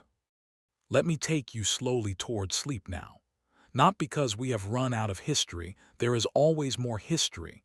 There are always more nights to visit, more watching hours to witness. But because that is how this works, and because you have been in the right position for this to work, and because the night is doing what the night does. Let me give you the watching hours as they were, and as, perhaps, they can be again. The light is low or gone. The sounds of the day have reduced to whatever the night around you offers: traffic if you are in a city, wind if you are in the country, the specific ambient sound of your particular night, which is yours and which you know. Your body is horizontal. Your eyes are closed or nearly closed. You are in the first sleep or nearly in it, or perhaps in the transition toward the second sleep if the night has already done what it does. Either way, you are in the territory of the night, which is ancient territory, walked by every person who has ever lived. Margaret is in this territory. Guillaume is in this territory. Sira is in this territory. You are in this territory. The watching hours may come for you tonight or they may not. The body does what the body does, and some nights are single sleeps and some nights are two. But if they come, if you wake at 2 or 3 and lie in the dark and the thoughts begin arriving, you know now what this is. You know that this is not a failure. You know that this is the doorway, the watch, the gap between the first and second sleep that the human body has been producing since before language, since before recorded history, since before anything we call civilization. You know what to do with it. Lie in the dark. Let the thoughts come. Do not fight the waking. Do not reach for the phone. Let the specific quality of the watching hours do what it does, the clarity, the honesty, the arrival of things that the daylight hours keep at bay. Let the thoughts come and let them be examined and let them resolve or not resolve, and let the resolution be enough or let the not resolution be enough, and let the night be the night. The second sleep will come. It always comes. It has always come. It comes for Margaret and for Guillaume and for Sira, and it will come for you in the specific dark of your specific room, in the specific night that is yours. Let me give you now the sounds of the watching. The fire in the rock shelter, low in the small hours, the quiet voices of the people sitting near it in the middle of the night. The chant in the monastery choir, 30 voices in the cold stone dark, the psalm moving through the building. The scratch of Etienne's quill in the Paris room at 2 in the morning, the specific sound of a mind that has found its clearest channel. The rain on Setsuko's roof, the poem in formation, the futon warm around her. The river in Will's memory, the sound of water over smooth stones in the dark of a village bedroom. The fire in the West African village, the story moving between the teller and the listeners, the knowledge going from voice to ear to dream. The Amsterdam Canal at night, the small rush light at Griet's bedside. The frozen fjord outside the Norse longhouse, and inside, the breathing of 8 people in their sleeping benches, the fire banked to coals. All of these sounds are the sounds of the watching. All of these people are your companions in the dark. You have always been in this company, whether you knew it or not. Every night you have ever spent in the watching hours, you have been in the company of everyone who has ever lain awake in the dark and used the time or simply endured the time, all the way back to the first human beings who lay in shelters in the African night and watched the fire and felt the weight of their children sleeping, and thought they're watching thoughts. The company is very large. The night is very old. You are in it now. Sleep if you can. And if the watching comes, use it the way it has always been used, for the thought that needs thinking, the prayer that needs praying, the memory that needs holding, the conversation that needs having with the person beside you or with yourself. Use it. Then let the second sleep take you. It is the oldest sleep. It has been waiting for you since the beginning.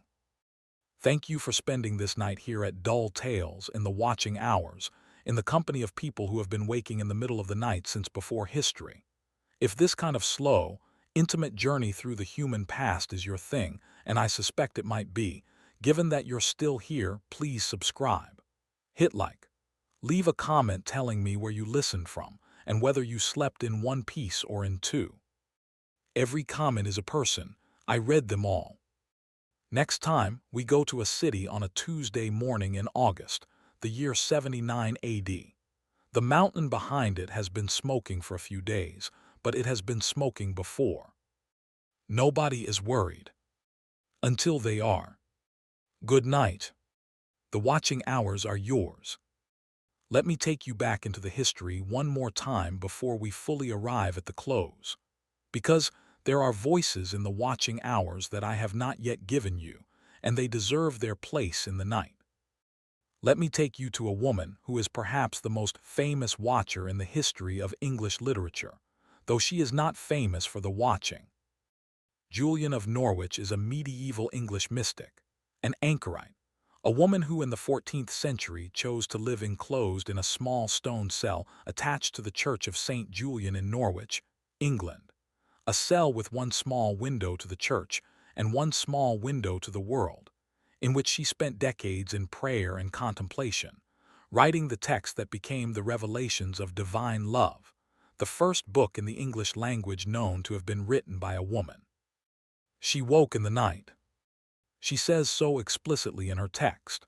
She woke in the watching hours, and in the watching hours the visions came, the specific quality of revelation that the watching hours, in their hypnagogic state, in their openness, in their specific permeability between the dreaming mind and the waking mind, can produce. She does not call them dreams. She calls them showings, revelations, the direct experience of the divine that she spent her enclosed life attempting to describe in language adequate to the experience, which she always found inadequate, which she went back to revise and expand in the long years of the anchor hold, trying to say the thing that arrived in the watching hours and the words that the waking hours offered.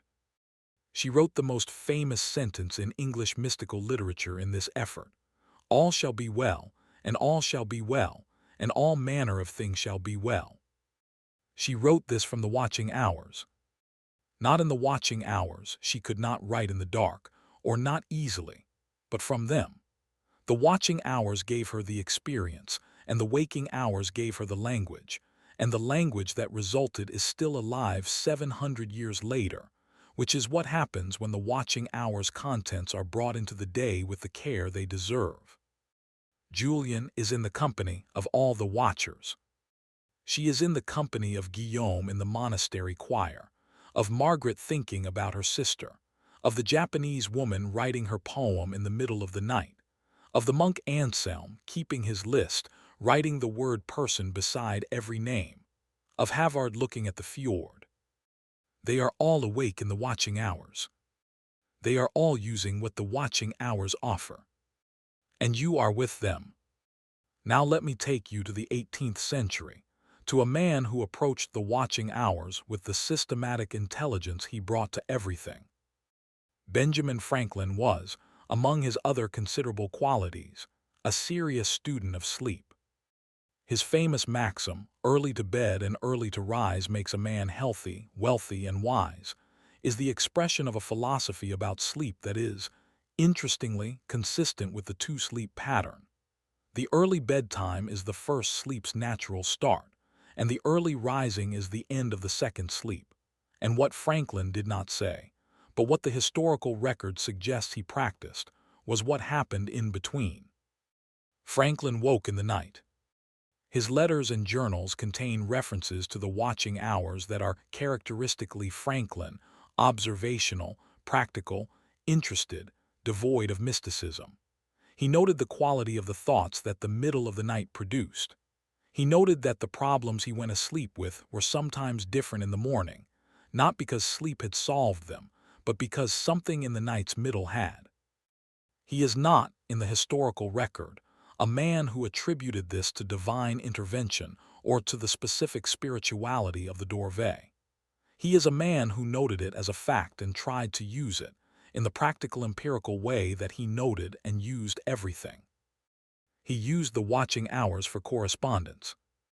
On the nights when his mind was particularly active in the watch, he got up and wrote letters, the specific letters that required the kind of thinking that the watching hours produced, the ones about complex political situations or scientific problems, or the management of his various enterprises, letters that benefited from the clarity he had come to associate with the middle of the night. Some of the most important letters he wrote, in the long career of one of history's most prolific correspondents, were written between 1 and 3 in the morning. He did not see anything remarkable in this. It was simply what worked. Now let me show you the other end of the spectrum, not the productive use of the watching hours, not Franklin at his desk or Etienne at his quill, but the quiet use, the simply being awake use, the watching that doesn't produce anything except the experience of being awake in the dark. A man named Thomas is an agricultural laborer in Somerset, England, in 1840. He is 50 years old. He has worked the land since he was old enough to work, and he will work it until he cannot. And the life he has had is not the life of great events or significant decisions, but the life of the field and the weather and the harvest and the season. He wakes in the night. He has nothing to do with the waking except experience it. He lies in the dark in the cottage he shares with his wife and their grown daughter, and he is awake in the way of a man who is very tired and not particularly given to reflection, whose watching hours are not filled with prayer or poetry or legal arguments, but with the simple, neutral quality of being awake when it is dark. He lies in the dark and he listens to the sounds outside, the wind in the elm trees, the specific sound of this valley at night that he has known for 50 years, the way the sound changes with the season and the weather, the way this particular night sounds like autumn even before he remembers that it is autumn. He is not thinking anything specific. He is just there. This is also the Dorve. Not the eloquent version, not the historically interesting version, not the version that produces great literature or important decisions or spiritual illumination. The ordinary version, the version that most people had most of the time, just lying awake for an hour in the dark, not particularly using it, not particularly fighting it, simply being awake in the middle of the night, the way the body is awake in the middle of the night. Untie. The second sleep comes. Thomas is in the company too. He is in the company of all the watchers. His watching is as ancient and as valid as Julian's or Guillaume's or Edie's, and the fact that it produced nothing, no poem, no prayer, no insight, no recorded thought, does not diminish it. The watching does not require productivity to be legitimate. It is legitimate simply because it is what the night does, and the night does not require justification. Thomas lies in the dark and listens to the elm trees. Eventually, he goes back to sleep. The Somerset Valley is quiet. The morning will bring what the morning brings, and it will come regardless of what the night contained. Now let me give you the full picture of the night, the complete arc of what the two-sleep night looked like, from the first falling asleep to the waking light, so that you can hold the whole thing in your mind as you drift toward your own second sleep. The evening ends when the light ends. In most pre-industrial cultures, for most of human history, the evening ends with the last available light source, the fire burning low, the candle exhausting itself, the oil lamp running dry. This is not a hardship. It is a natural conclusion the evening having used what the evening had, and the body receiving the signal that the light's end provides. The day is done. People go to bed. The first sleep comes quickly, because the day was physical and the light was already dimming for hours before it went out, and the melatonin that the dimming darkness triggers has been building since the last direct sunlight, and the body is ready. Sleep comes within minutes, sometimes within seconds, and it comes deep. The deep first sleep phases that consolidate the day's experiences and begin the night's physical restoration. The first sleep lasts approximately 4 hours. Then the watching.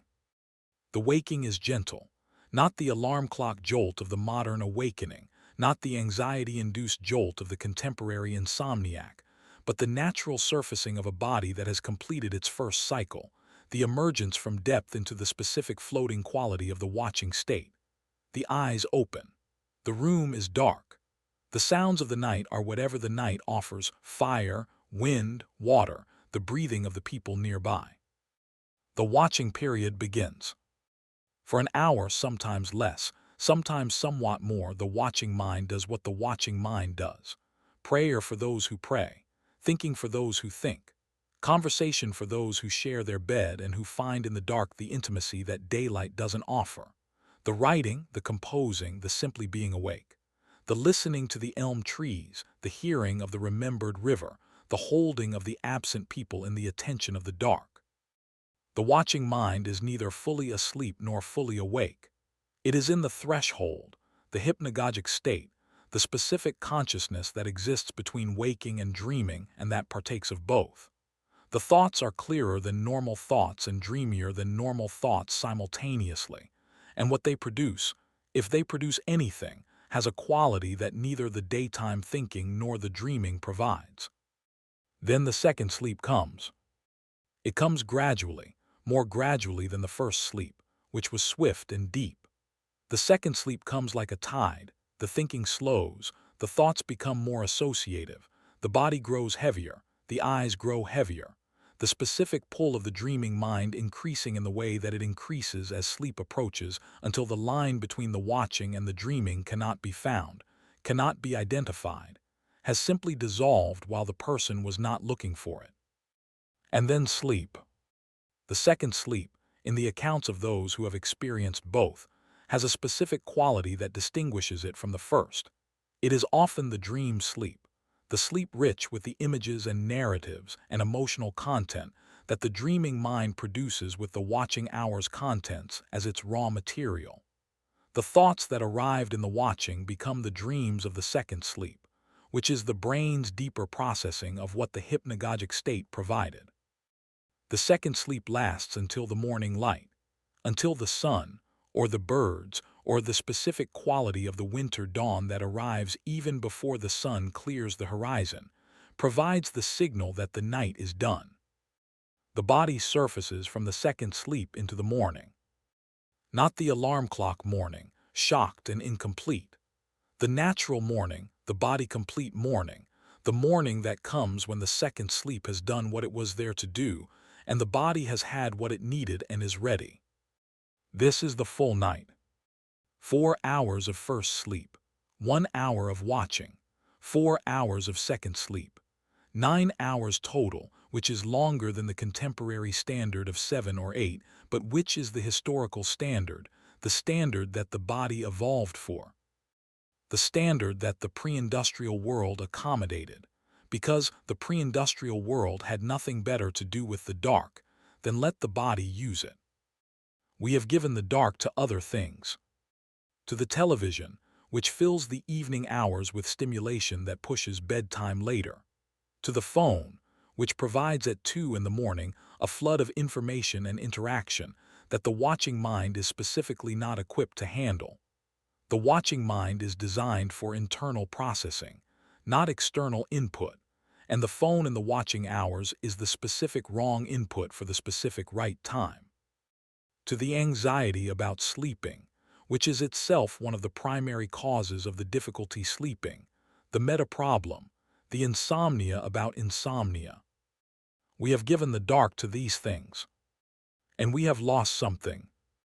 We have lost the specific quality of the middle-of-the-night mind, the clarity, the honesty, the openness, the specific form of thinking that the hypnagogic state provides, that no daytime activity quite replicates. We have lost the watching conversations, the pillow talk of the truly private hour, the things said in the dark that the light of day would make harder to say. We have lost the prayer of the middle of the night, which is different from the prayer of the morning, because the middle of the night has stripped away the performance of prayer and left only the thing itself. We have lost the dorve. Or rather, the dorve is still there. The body is still waking at 2 in the morning because the body has been waking at 2 in the morning for 60,000 years, and no amount of electric light has convinced it to stop. The dorve is still there. We have lost the context that makes it useful, the cultural knowledge that what the body is doing at 2 in the morning is ancient and valuable and worth engaging with rather than fighting. That knowledge is coming back. Eckert's research is being read. The neuroscience of the hypnagogic state is being studied. Sleep researchers are beginning to reconsider the consolidated A-tower block as the single correct form of sleep. People who wake in the night are beginning to understand that they are not broken. The dorve is returning to cultural consciousness. And you here tonight, in the dark, in the watching or approaching the watching, are part of that return. You are Margaret in Tudor England, thinking through the letter to her sister.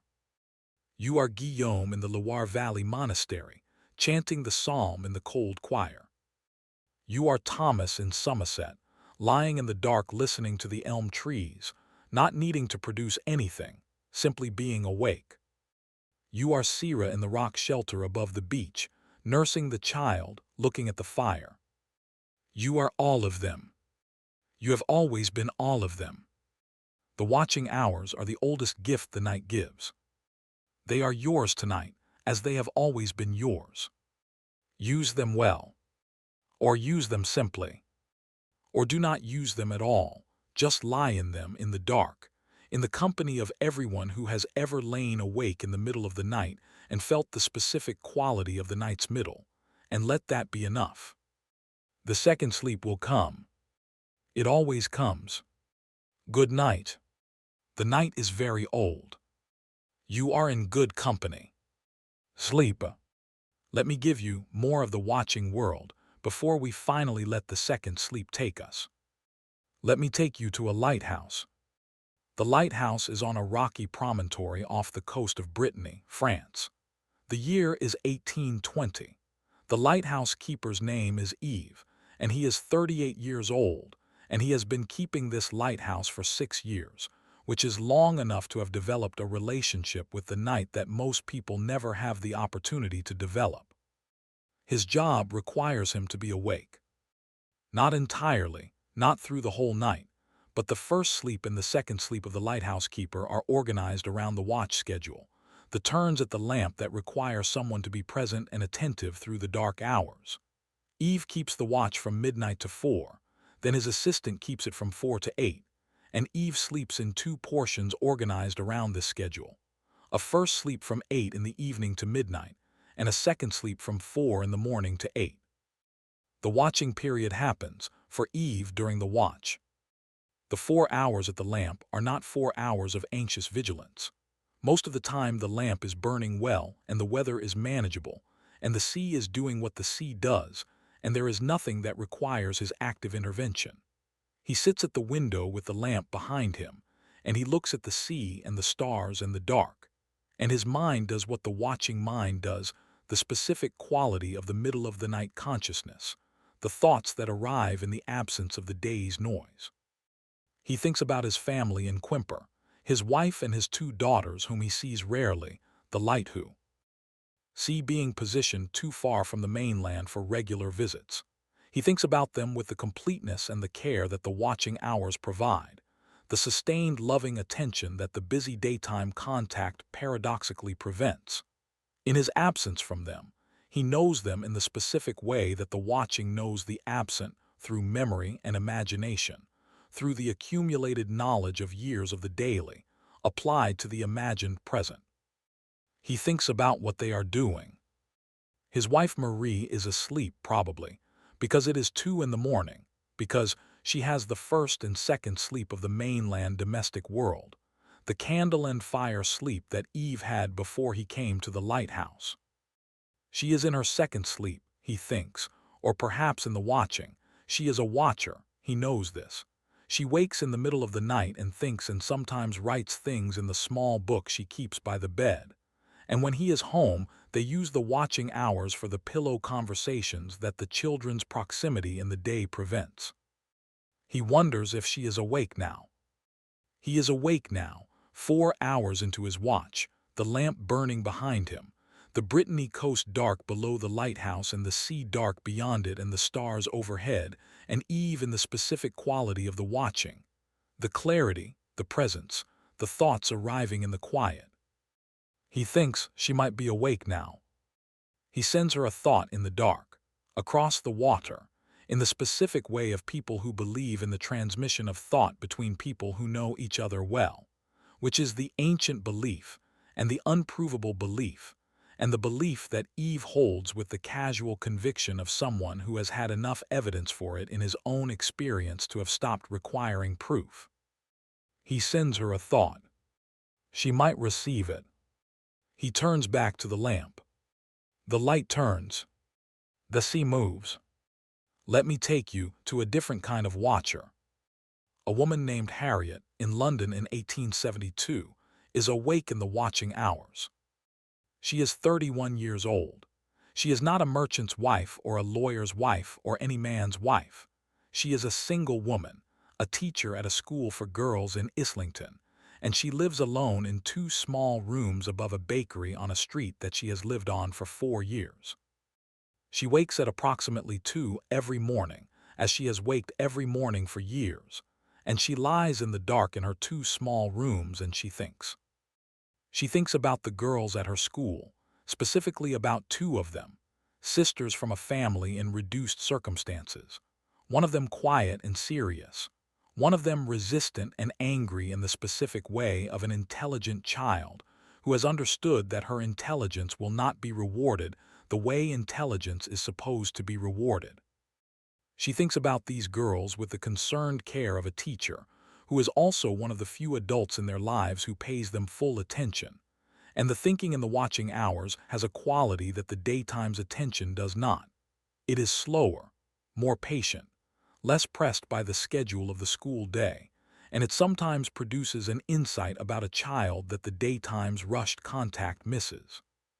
She thinks about the angry one tonight. She thinks about what the anger is about, which is not mystery. The anger is about what all anger is about in a 12-year-old girl who is very smart, which is the specific collision between the capacity for greatness and the world's indifference to that capacity in the form it has taken. The anger is accurate. It has an accurate object. The question is what to do with that accuracy. In the watching hours, lying in the dark, Harriet turns this question over. She arrives, after perhaps 30 minutes, at something that is not exactly a solution but a direction, a way of responding to the girl that might, over time, give the anger somewhere to go that isn't into the wall. She will give her a specific task that requires exactly the quality that the girl most wants to use and least gets to use, the precise, unsparing quality of her critical mind, directed at something that deserves criticism. She will let her edit the school's quarterly report. The thought arrives with the specific quality of the watching hours insights, clear, slightly surprising, obviously right. She lies in the dark and holds it for a moment, confirming it, and it holds. It is right. She makes a note on the paper she keeps by the bed. She goes back to sleep. In the morning, she will implement it. The girl, whose name is Millicent, will accept the task with the suspicious wariness of someone who has been disappointed by adults before. She will do the work with a thoroughness that surprises and then does not surprise Harriet. She will become, over the following year, someone who is still angry but has learned to put the anger to work. None of this is attributable directly to the watching hours, but the insight that arrived in the watching hours, His specific clarity that came in the dark, in the patient turning of the question, in the space that Harriet gave to thinking about a 12-year-old girl in the middle of the night when most adults were not thinking about anything. That insight was the seed of it. The watching hours are not dramatic. They are not the place where the great decisions are made, the announced turning points.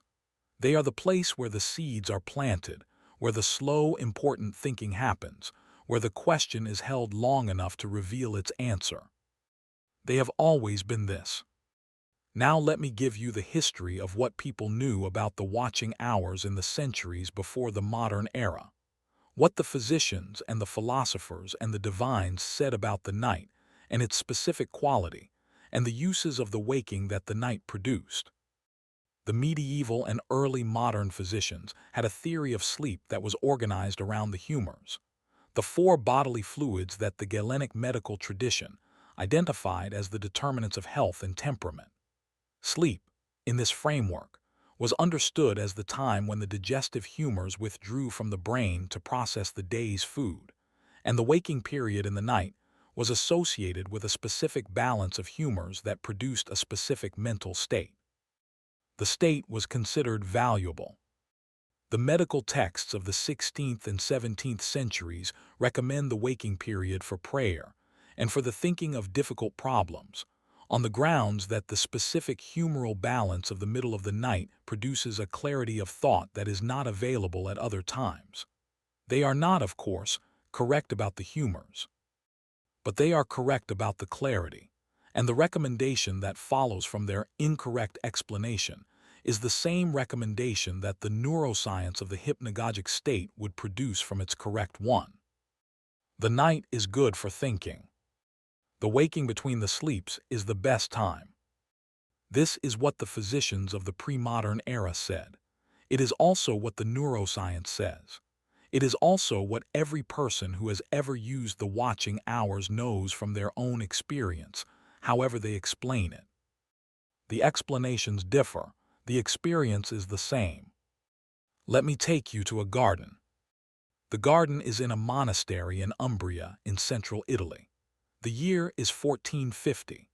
The garden is an enclosed space within the monastery walls, planted with herbs for the infirmary and vegetables for the kitchen, and roses along the south wall that the abbot planted 30 years ago and that have become, over the years, one of the garden's defining features. The monk who is in the garden at 2 in the morning is not supposed to be there. His name is Luca, and he is 26, and he has been in the monastery for 3 years, and the rule requires that after matins the monks return to their dormitory for the second sleep, not that they go to the garden. He is in the garden because the garden in the middle of the night is the most beautiful thing he has ever seen. He discovered this accidentally, on a night when he needed to make a short trip from the dormitory to the infirmary and pass through the garden on the way, and the garden at 2 in the morning in the specific quality of an Umbrian spring night, the stars overhead, the white roses visible in the dark like small illuminations, the smell of the herbs released by the cooling of the evening air, the specific silence of the enclosed garden in the middle of the night, stopped him. He stood in the garden for perhaps 20 minutes. He came back the next night, and the night after. He comes back now on the nights when the second sleep does not immediately claim him after matins, when the watching hours extend a little into the time that should be the second sleep, and he uses the extension for the garden, which is his use of the watching hours, his particular form of what the watching hours are for. He looks at the roses. He looks at the stars above the monastery walls. He smells the herbs in the cooling night air. He is doing what Brother Anselm was doing in Avignon a century later, what Julian of Norwich was doing in her cell, what Guillaume was doing in the choir, something that the night enables and the day prevents, something that requires the darkness and the quiet and the specific quality of consciousness that the watching hours produce. He is simply present. For 20 minutes in the Umbrian garden at 2 in the morning, Luca is simply present. The roses do not know he is there. The herbs continue being herbs. The stars continue being stars. But he is there, in the watching, in the garden, in the presence of things that are beautiful and that require no witness and that are witnessed anyway, by a young monk who should be in the dormitory and who cannot help himself. This, too, is what the watching hours are for. Not always the problem-solving, not always the prayer, not always tea. He conversation in the dark, sometimes simply the presence. The being awake in a world that is doing what the world does in the middle of the night, quietly, without regard for human observation, doing what it has always done. Luca goes back to the dormitory eventually. The second sleep takes him. The garden continues without him. The roses bloom in the dark. Now let me slow everything down. Let me bring you from the Umbrian garden and the Brittany lighthouse and the London teacher and the African storytelling fire and the Tudor merchant's wife and the monastery choir and the rock shelter above the beach. Let me bring you from all of these places back to the room you are in. The room you are in. Your room, your bed, your particular arrangement of the night around you, the temperature of the air, the weight of the blankets, the specific sounds that your particular night offers, whatever they are. You have been in the company of watchers tonight. You have heard their thoughts and their prayers and their conversations and their poems and their plans and their love for the people who are not with them. You have heard the fire in the monastery and the chant in the choir and the quill on the paper and the rain on the Japanese roof. You have heard what the watching hours contain. And now I want to give you the watching hours themselves, not the history of them, not the other people's use of them, but the thing itself, the specific quality of the middle of the night as it is when it is received rather than described. The dark. The dark is not the absence of light. It is its own presence, a quality of the air that is different in the dark than in the light, cooler, denser, more present. The dark has texture, in the specific way that the pre-electric world knew the dark and that any person who has been somewhere truly dark knows. Not the dark of the closed eyes, not the dark of a room with drawn curtains and the street lights coming through at the edges, but the dark of a world that is not lit, which is dense and present and absolute. The specific quality of the watching hours is inseparable from this darkness. The thoughts that arrive in the dark arrive because the dark has removed the stimulation that the light carries. The visual world is gone. The objects in the room are gone. You know they are there.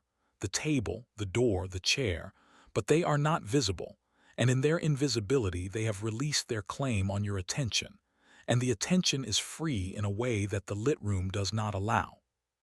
The interior expands to fill the available space. This is the doorway. This is what you have tonight, if you are lying in the dark. The thoughts will come or they will not come. Some watching periods are full of thought, and some are simply the quality of being awake without particular content. And both are the watching, both are what the night offers, and both are ancient. You do not need to do anything with them. You do not need to be productive or insightful or prayerful or good. You do not need to have Margaret's resolution or Guillaume's illumination or Etienne's contract argument or Luca's roses. You can simply lie in the dark and be awake and let the night do what the night does and trust that the second sleep will come, which it will, which it always does, which is the one thing the night guarantees. Lie in the dark. Let the thoughts come and let them go. Let the company of watchers be around you in the dark. Margaret and Guillaume and Griach and Thomas, and Will and Adiz and Setsuko and Eve and Harriet and Luca and Sira. All of them awake in their particular nights, all of them in the watching, all of them making their way through the hours between the first sleep and the second. You are with them. You have always been with them. The second sleep will come for all of you. It always comes. Close your eyes. The night is very old. The watching is ancient. You are exactly where you are supposed to be. Sleep.